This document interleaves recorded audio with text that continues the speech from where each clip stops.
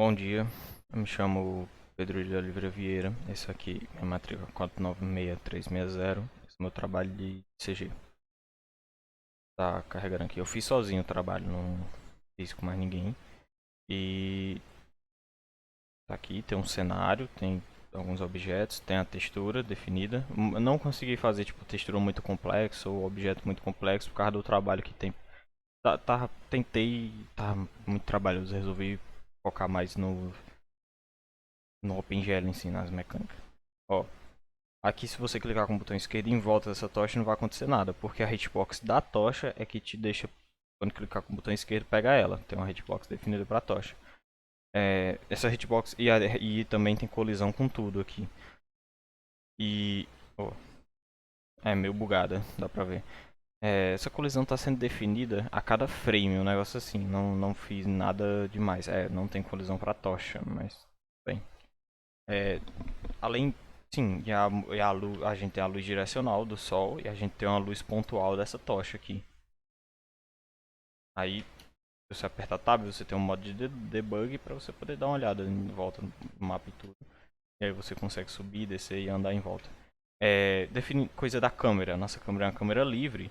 E uma coisa interessante é que depois eu mostro no código, quando você se move pra frente, tipo, a definição do vetor de direção dela é o seu front, é pra onde você tá olhando. Aí você só pega esse vetor de direção e multiplica ele na sua velocidade. Só que se você usar o seu vetor completo, quando você estiver olhando para baixo, por exemplo, e apertar para frente, você ia se mover muito devagar. Obviamente, porque seu vetor está quase completamente para baixo. Então, para resolver isso, a gente simplesmente. A gente não, eu simplesmente removi todo o cálculo com o pitch, que é essa parte de cima a baixo, deixei só o yaw, que é o seu plano. Então você sabe exatamente para onde você está indo em direção do yaw. Então sua velocidade calcula apenas com o yaw, que é nesse plano deitado do seu objeto, e não pega nada da sua direção que você está olhando em pitch. Agora para o código. Eu usei o OpenGL moderno, então eu vou pular esse começo aqui porque eu vou acabar sim, não, calma, essa parte aqui eu vou explicar porque é um exemplo da utilização do OpenGL moderno cru, puro, sem estar mexendo com classe nem nada.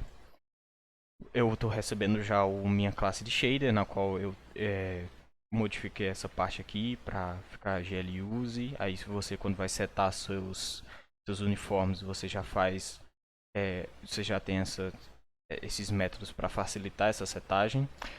Tudo que eu fiz aqui eu aprendi com o site do Learn OpenGL. Esse site do Learn OpenGL foi lá, eu fui estudando, lendo e fui praticando e consegui fazer. Então, o shader que eu estou utilizando é o moderno, então, ou shader não, o OpenGL é o moderno, então eu criei o próprio Vertex Shader, que é simples, e o Fragment Shader, que é um pouco mais complicado, porque faz todos os cálculos de luz, mas não é algo tão complicado assim também, porque é só o tipo de luz de Phong, não é tão difícil. Luz direcional, que a gente só vai pegar o ângulo, e a luz pontual é outra que a gente está usando. A forma de realizar a atenuação da luz, você tinha mostrado na última aula, mas eu já tinha feito isso antes também. Já fazia umas semanas que já tinha. Que foi com o... Sim, que foi utilizando essa fórmula aqui para atenuação. E você vai ter um valor maior, é linear, como fala, e o outro que é elevado ao quadrado, exponencial. Esse valor maior elevado ao quadrado, ele é um valor bem menor, só que conforme vai aumentando a distância, ele vai sendo mais efetivo do que esse primeiro aqui. E assim, com esses valores pré-definidos, que você escolhe um deles, tipo, eu entendo que a constante, esse valor aqui ele vai afetar mais quando você está mais próximo, e esse daqui é o que começa a afetar mais quando você vai ficando mais distante, ok. E aí define mais ou menos qual seria a distância que isso aqui vai acontecer. E aqui é só explicando o nosso yaw e pitch da nossa câmera livre. Que o yaw vai pegar o nosso ângulo XZ para a gente poder pegar as coordenadas do nosso ponto. E a altura desse ponto, para pegar a coordenada 3D dele, é com o pitch. As explicações de cosseno e seno de yaw para poder receber. E o cosseno de pitch depois, se não me engano, é cosseno ou é seno. Você não lembro se utiliza os dois, mas está no cálculo da câmera. A gente chama aqui nossa câmera. E a gente pode olhar aqui, no fim, o nosso código, que define para onde a gente vai estar olhando nosso ponto. a gente está multiplicando com o cosseno de pitch. A gente usa o seno de pitch para pegar nossa altura especificamente, enquanto nossos x e z são multiplicados pelo cosseno. Ok. Mas voltando ao normal aqui, a gente está criando nosso shader, a gente está inserindo... Esse daqui é o shader que ele não utiliza luz, ele é um shader mais simples. Ó, a nossa posição a gente está enviando mais lá embaixo. Então, primeiro sobre os uniformes, nossas 3 matrizes que a gente utiliza para multiplicar. E aqui é o fragmento que só vai receber uma cor direta. Então, volto para cá. A nossa cor está sendo aqui, vermelho, tá bom? Aí você vai criar o nosso Vertex Array, o Vertex Buffer, Vertex Array Object, Vertex Buffer Object, eu acredito que seja esse o nome. Porque o nosso buffer vai receber o tamanho que ele vai ter e o ponteiro desse cara. Ponteiro é porque ele é um array, então ele já é ele já cria se você só enviar ele, já é um ponteiro, ok. E aí esse cara aqui, ele é o seguinte, a gente está setando para aquele nosso shader o layout 0, que é esse cara aqui, location 0. Ele vai receber ele vai setar de 3 em 3 valores do tipo float e não, calma, ele vai pegar 3, porque, ou seja, ele sabe que é um vec3, então 3 valores do tipo float, e ele vai pular de 3 em 3 para poder pegar o próximo. Pegou esse, pegou 3 valores desse, pula para exatamente esta posição que é daqui a 3, e vai lá, pega de novo. E faz a mesma coisa. E aqui ele começa na posição 0. A gente pode ver depois porque que ele tem que fazer isso aqui, quando a gente faz a chamada de da criação dos nossos objetos mais complexos, que ele tem vértices, tem normais e tem texturas. Então cada um deles, que também são só pontos de coordenadas, vão ter seu layout, vão ter seu tamanho e vai ter uma forma... É mais complicado. Aqui a gente está fazendo um bind do nosso buffer e a gente está desenhando nossas linhas. A gente primeiro, como é red, né, a gente está desenhando primeiro essa linha no X, depois a gente está modificando ela, transformando ela para ficar para Z, depois Y. Ok, desenha os 3 e depois faz a deleção. Tava tendo um memory leak, entre aspas, porque eu não tava porque eu não tava fazendo essas deleções, então a memória do programa tava aumentando um pouco. Agora acredito não aumenta mais de jeito nenhum. Ixi. Não acho mais. Ah, tá fechado, pô. O programa tá fechado. Agora não gera mais, eu acredito. Já testei bastante. E uma das coisas principais era por causa de um vetor que eu não estava limpando ele a cada frame. Então a cada frame ele estava aumentando. É o vetor de colisão. Ele criava ele pegava todos os pontos de colisão do nosso cenário e não limpava ele para o próximo frame. Eu não fazia a limpagem dele. Então ele só estava acumulando e acumulando e acumulando. Com alguns minutinhos estava cheio. Ok. Eu vou explicar isso aqui enquanto explico o nosso loop principal. Aqui é só para receber algumas mensagenzinhas no console, mais importantes. Aqui define o nosso ciclo de noite da nossa luz, que é, sim, quando a gente quer pegar a direção dela de... Calma, x e y. Não sei por que x e y ao invés de ser x e z. Mas isso aí está definindo a... Ah tá, é x e y porque a gente está pegando ela levantada e não deitada, faz sentido. O nosso z tá deitado. Então ela tá pegando a posição dela x e y para correr em volta do nosso cenário, ok. O que não está correndo em volta do nosso cenário, né? Só para cada ponto de normal que a gente tem na textura, ele vai ter a direção que essa luz está vindo. E aqui vai definir a cor dela referente a isso. Aqui é o nosso shader que tem luz, que ele tem cálculo de luz, então vou mostrar ele logo. Model Loader. Tá, a gente usa primeiro do Vertex. Aí, deixa eu só ver se eu acho aqui. Set Direction Light. Tá, olha, isso aqui é uma das outras coisas também. CG Helpers foi um namespace e classe auxiliar, um negócio assim, só pra definir alguns métodos avulsos que eu ia usar frequentemente. Esse daqui, por exemplo, Multiply Vec by Matrix, é porque geralmente quando eu tava tendo que fazer checagem das colisões e tal, o seu objeto tem os seus pontos originais na origem, e a gente tem o nosso cenário já modificado, a partir do Model Matrix. Então, esse cara aqui, a gente vai enviar a matriz de Model Matrix e a gente vai enviar o ponto específico e aí ele vai retornar para a gente esse cálculo da matriz pelo ponto para a gente saber qual é esse ponto na posição final dele. Draw Sphere é um método em que a gente vai criar os pontos de uma esfera. A gente cria eles daquele jeito lá, o raio como um, e a gente vai definir cosseno e seno para ir pegando todos os pontos dele. E aí vai adicionando eles no vetor de pontos. E aqui no fim é para a gente poder criar os índices para fechar essa malha do cara quando a gente enviar isso para o nosso buffer, para enviar todos os pontos de uma vez. Aí aqui ele consegue fazer esse fechamento. Esse último aqui que está com comentário é para poder fazer o fechamento da malha do primeiro ponto com o último ponto, que fica um corte lá que a gente não tem. E aqui embaixo, de novo, o nosso negócio, nosso OpenGL cru. E o interessante dessa vez é que o nosso EBO, eu me esqueci o que é element, tá? É o element buffer object. Ele faz o seguinte, a gente tem todos os nossos pontos que a gente está enviando para esse cara. Só que se a gente só enviar os pontos, ele vai ligar eles da forma que quiser. Tipo, vai ligar eles não é da forma que quiser, ele vai ligar eles nessa sequência, assim, do primeiro até o último. Só que não é assim que a gente quer que ele seja ligado. A gente quer que se ligue referente aos índices que a gente estiver passando, os índices que a gente criou aqui em cima, que vão criar essas malhas de triângulos em volta do objeto, fazendo ele parecer mesmo um círculo. Então a gente manda os nossos pontos, a gente manda esses índices. A gente seta também como é que é esses índices. E, não, aqui é para os pontos mesmo. A gente seta os pontos. Esse elemento aí ele só usa lá no compilador.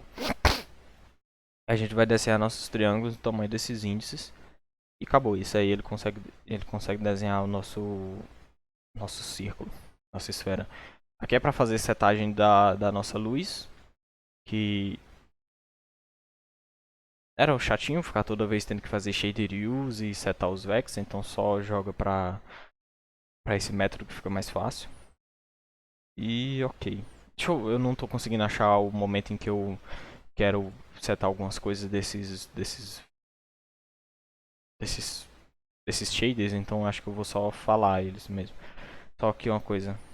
Init lights, pra gente chamar o init lights, que a gente vai estar definindo a direção da nossa luz direcional, que é o vetor dela, né, de direção.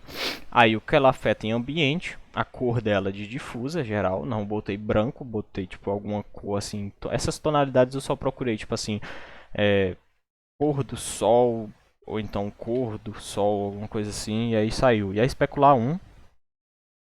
E aqui é a nossa tocha.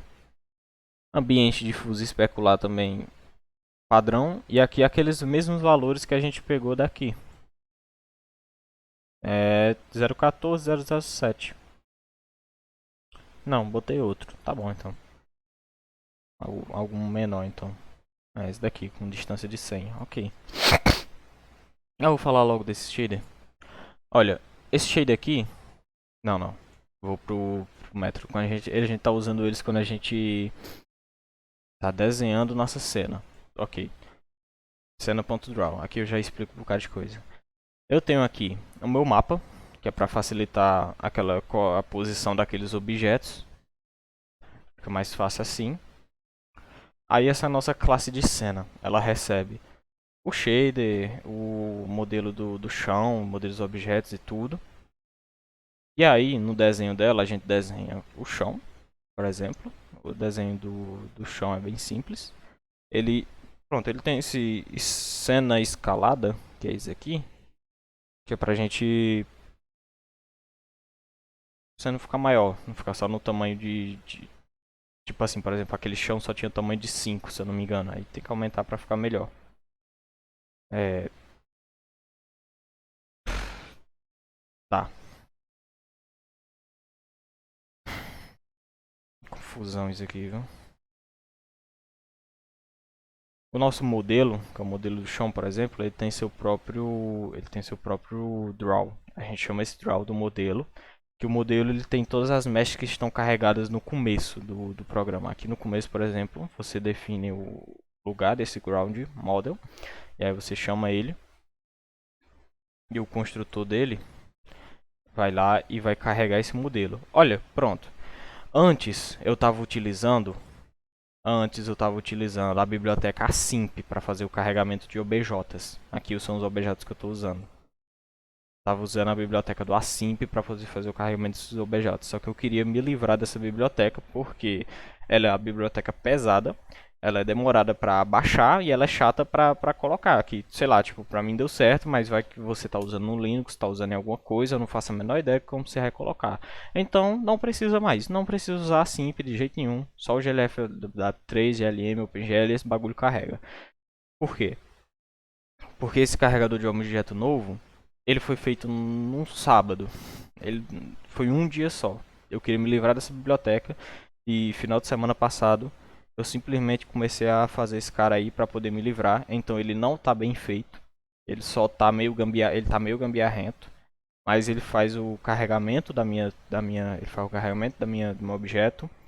Aí ele pega lá o nosso MTL, que é pra gente poder puxar a textura difusa especular do nosso objeto, e ele está fazendo no máximo 2. Ele consegue fazer no máximo 2 porque eu tenho nesse programa no máximo duas texturas, que é essa da árvore, duas texturas, uma para o tronco e outra para as folhas, então ele só carrega no máximo 2. Ele vai preencher nossos vértices, nossas normais, nossas texturas, e se ele estiver usando o MTL, ele vai também fazer. Calma aí, ele tá. Ah, tá. Ele também. Porque se o tipo for use MTL, ele vai começar a fazer a leitura das faces. Porque se eu não me engano, no OBJ ele tem um useMTL, e o useMTL antes de ir para as faces. Antes de ir para as faces. Aí nas faces, eu. Tem cor demais aberta agora. Aí nas faces, eu vou também definir a posição. Tipo, eu sei que as faces elas estão pegando os meus índices que eu estou utilizando de vetores, aí as normais deles, as texturas também. Uma coisa interessante é que para criar cada um dos meus vértices, eu tô só, tipo assim, eu tenho um mesh.position que eu tô só definindo eles de 1 até o valor máximo. E na hora que eu vou criar o meu buffer vértice, que vai preencher meus vértices, eu tô só pegando minha posição e o índice dele. Minha posição no índice dele, minha posição no índice dele. Sempre que eu tô pegando esse cara no índice dele, direto da minha face, eles já estão todos alinhados de forma que eu posso só mandar para o object o vertex array, que ele seguindo do começo até o fim, ele já vai estar fazendo tudo certinho. Então, depois de pegar nossas texturas, para criar o nosso índice, que eu também tenho que enviar um índice, eu simplesmente crio esse índice de 1 até o fim, acabou. Eu só preciso que esse índice seja de 1 até o fim, do mesmo tamanho dos meus vértices, e acabou. Por quê? Quando eu vou fazer o pushback para minha mesh e criar essa mesh, vamos chamar aqui a mesh agora que eu vou te mostrar. Quando a gente chama o draw lá do model, ele só fica chamando um draw para cada mesh. E no nosso draw de cada mesh, a gente tá pegando a textura dela, tá definindo ela aqui, ok. Não, é no setup mesh, pô. Porque quando a gente faz a mesh para o construtor da mesh, aí ele vai fazer o setup mesh. Por quê? Aqui ele vai, a gente já, cada mesh já tem seu VAO, VBO, EBO já criados para cada um objeto dela. E a gente está enviando nossos vértices, está enviando nossos índices, e aqui está a diferença dele. Achei esse cara. A gente está criando nosso layout 0, 1 e 2. Você consegue ver que é a mesma coisa que a gente tem aqui. Que são nossas posições normais e texturas. Coisa interessante é que aqui A gente sabe que a nossa posição layout 0, ele tem tamanho 3, ele tem o tamanho do nosso construct de vertex. Eu tenho quase certeza, que é um negócio que eu achei interessante, que ele fala que quando você cria um struct, ou então você tem um vetor, você tem um objeto, uma lista de vetor, um negócio assim, em C++ ele aloca todas essas posições bem coladas, bem certinhas uma com a outra, tipo, ficam todas alinhadas.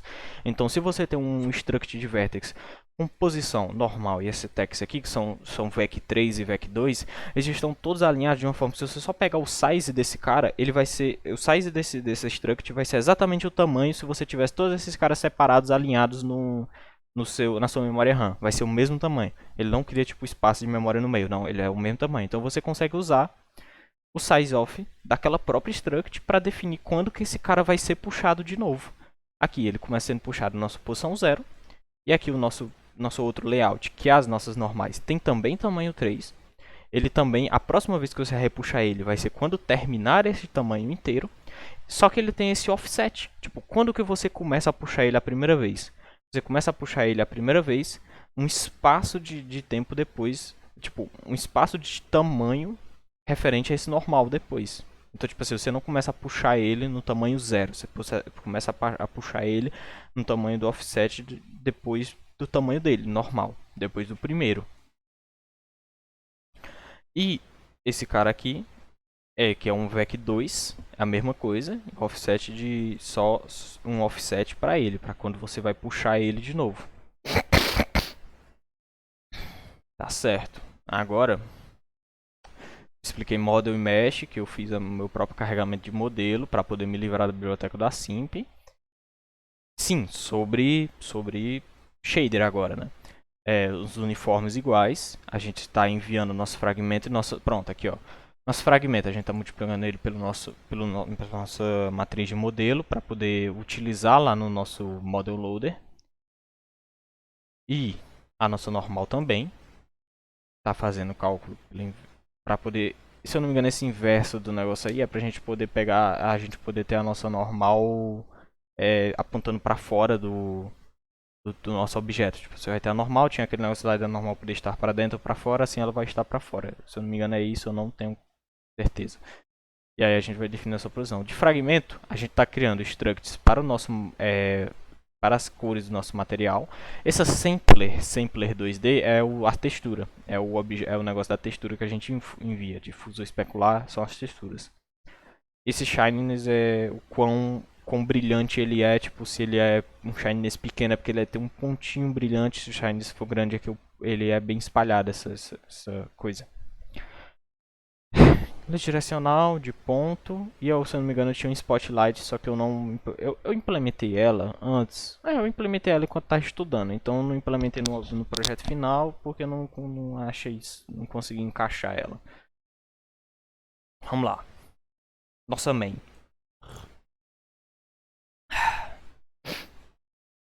A gente quer a nossa direção, que é a direção do nosso fragmento para onde a gente está olhando. Agora, se eu não me engano, esse vetor ele é assim, apontando de onde você... Eu não lembro se é apontando de onde você está olhando para o fragmento ou se é do fragmento para onde você está olhando, uma coisa assim. Mas você normaliza esse vetor para você ter... E se eu não me engano, esse view de ele é mais importante para nós especular, né? Porque é para você poder ter a visão na sua posição, se da sua posição para esse fragmento e desse fragmento para a posição do Sol são não lembro mais qual é a ideia do ângulo, mas se está no ângulo correto, você vai ver essa iluminação direta do Sol especular com você, no seu olho, na sua câmera. Vamos fazer sobre a luz direcional, que é o nosso Sol. Ok. Ai, meu Deus do céu.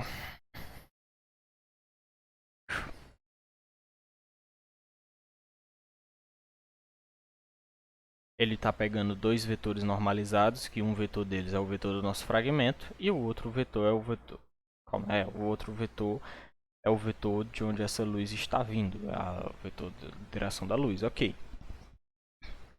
E aí, é isso aí, né, que ele eu tenho um comentário que se a gente fizer o produto escalar desses dois vetores, que é o nosso dot, a gente, como eles estão normalizados, a gente vai ter algo como 1 vezes cosseno, um negócio assim. Então a gente vai ter basicamente só o cosseno, o ângulo entre esses dois vetores. A gente está capando esse ângulo para que ele não seja negativo, para ele não fazer iluminação atrás do objeto, um negócio assim. Ele só vai fazer a iluminação na frente. E aí, a gente calcula nossa luz. Não, isso aqui não é para. Isso aqui é para pegar o valor da luz especular referente a direção da reflexão. Tipo, a luz bateu, está refletindo para este lado específico. E o quanto você está olhando para esse lado específico para saber o quanto está refletindo para você. E definindo pela. E multiplicando também pela. Não, e pegando também pelo quão pequeno ou grande é essa iluminação do material, tipo, se é espalhado ou se é muito específicozinho, num canto só. O quão espalhado é. A ambiente é mais fácil, a gente está sempre calculando pela textura do nosso material, que é a cor dele, literalmente, e da difusa e da especular. A da especular eu quero mostrar aqui até, tem aqui ó, é Big Tree especular. É só essa cinza, deixa eu pegar de uma... pegar do ground. Pegar do ground tem alguma coisa. Não, não tem também. Acho que eu não botei. Porque cada um dessas especulares é só uma cor de cinza. Só que em algumas rochas. Pronto, tipo, eu pintei assim com um negócio mais cinza claro pra mostrar ele brilhando um pouquinho mais. É tipo, porque dá pra entender que isso aqui é uma imagem que ele literalmente vai pegar esse pixel e vai multiplicar esse. É tipo, isso aqui é um valor. Quanto mais perto de branco, mais claro vai ser o negócio. Ok. Porque ele tá multiplicando nossa cor. A gente define nossa diffuse e nossa especular e a gente envia, retorna. A nossa luz de ponto, ela tem esse carinha aqui, que é a atenuação, que é aquela fórmula lá, exatamente aquela fórmula. A gente sempre calcula essa atenuação com nossos valores de ambiente difuso e especular. Outra coisa importante também é que enquanto que aqui nossa luz light D é simplesmente o menos light point direction, porque a gente está usando uma luz direcional, nesse caso aqui não, nesse caso aqui vai ser a diferença da nossa posição de luz, que é a nossa tocha, pelo nosso fragmento, que é o pixel, pelo nosso pixel, nosso fragmento. Não vai ser um valor pré-definido. O que faz parte do que eu tava achando estranho na luz direcional, cada face é tipo um blocão de face deste tamanho, tinha uma única cor. Tinha uma única cor, porque como todos os fragmentos daquela face estão apontados para o mesmo lugar, as normais dele, e a nossa direcional, a nossa luz direcional tem só uma direção, tem só essa mesma direção para todos eles, parecia que nem tinha luz, tava muito estranho. Aí eu adicionar essa tocha aí para poder mostrar que não, tem luz sim. É isso aí. Aí no final aqui, normal, ele só somos dois e a gente tem o nosso resultado de fragmento de cor. Vamos lá, fechar isso aqui. Eu acho que já deu 40 minutos já.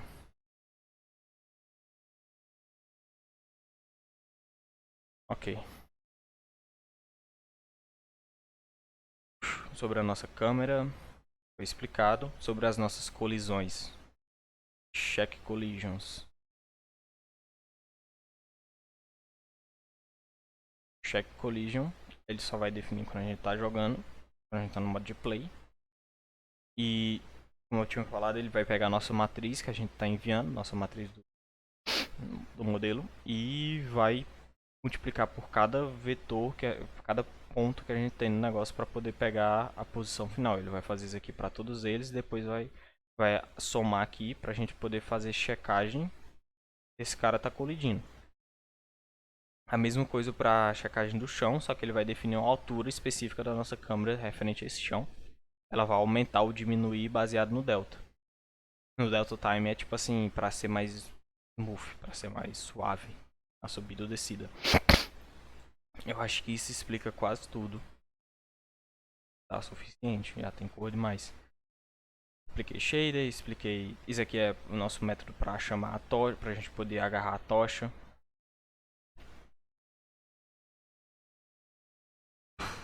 Tá. Só para explicar um pouco desse negócio da tocha, porque ela quando ela vai para o nosso lugar, também tá no comentário aqui, então se quiser dá para só ler depois. Mas quando a tocha ela vai para nossa posição, ela primeiro vai para nossa posição do centro, ela rotaciona para frente e aí ela vai para o nosso lado para poder rotacionar. Não, aí ela vai e ela rotaciona em volta dela mesma para depois ela rotacionar Tipo assim, não tá seguindo a ordem exata de translação e rotação, porque eu não quero que ela rotacione em volta de si mesma. Eu quero que a minha tocha realmente rotacione em volta do player. Se eu não faço isso, ela fica rotacionando em volta de si mesma enquanto tá do meu lado, o que não é o que eu quero. Não quero que funcione assim. Eu quero que ela rotacione realmente em volta de mim e parece sempre que ela está na minha mão. Aí faz mais sentido. E acredito que é isso.